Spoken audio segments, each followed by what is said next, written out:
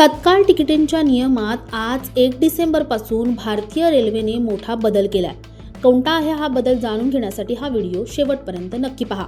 प्रवाशांच्या सोयी सुविधा वाढाव्यात तसेच प्रवाशांना सुलभ प्रक्रियेतून तिकीट तसेच अन्य सेवा मिळाव्यात यासाठी भारतीय रेल्वेकडून दिल्या जाणाऱ्या सोयी सुविधा सेवा आणि अधिक पारदर्शक व्हाव्या यासाठी भारतीय रेल्वे नियमात प्रक्रियेत बदल करण्यात आलेत.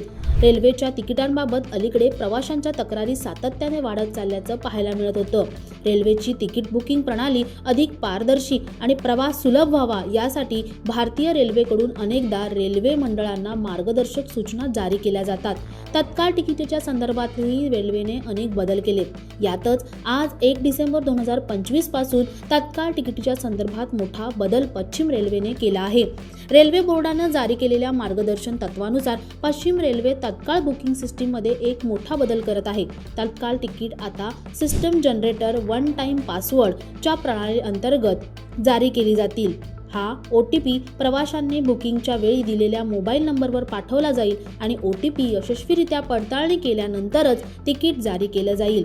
पश्चिम रेल्वेचे मुख्य जनसंपर्क अधिकारी विनीत अभिषेक यांनी जारी केलेल्या प्रेस रिलीजनुसार OTP आधारित तत्काळ प्रणाली अंतर्गत ही प्रणाली 1 डिसेंबर 2025 पासून लागू केली जाईल. ही प्रणाली सुरुवातीला ट्रेन क्रमांक 12009 आणि 12010 मुंबई सेंट्रल अहमदाबाद शताब्दी एक्सप्रेसला लागू होईल. ही प्रणाली संगणकीकृत PRS काउंटर अधिकृत एजंट आणि IRTC वेबसाईट आणि IRTC मोबाईल ॲपद्वारा केलेल्या तात्काळ बुकिंगसाठी लागू केली जाईल. या बदलाचा उद्देश पारदर्शक तात्काळ बुकिंग सुनिश्चित करणे आणि खऱ्या प्रवाशांना तत्काळ तिकिटांची चांगली उपलब्धता सुनिश्चित करणे हा आहे. प्रवाशांना OTP पडताळणी प्रक्रिया सुरळीतपणे पूर्ण करण्यासाठी बुकिंगच्या वेळी एक वैध सुलभ मोबाईल नंबर प्रदान करण्याचा सल्ला देण्यात येत आहे. पश्चिम रेल्वे सर्व प्रवाशांना या महत्त्वाच्या बदलाची नोंद घेण्याचे आवाहन करते.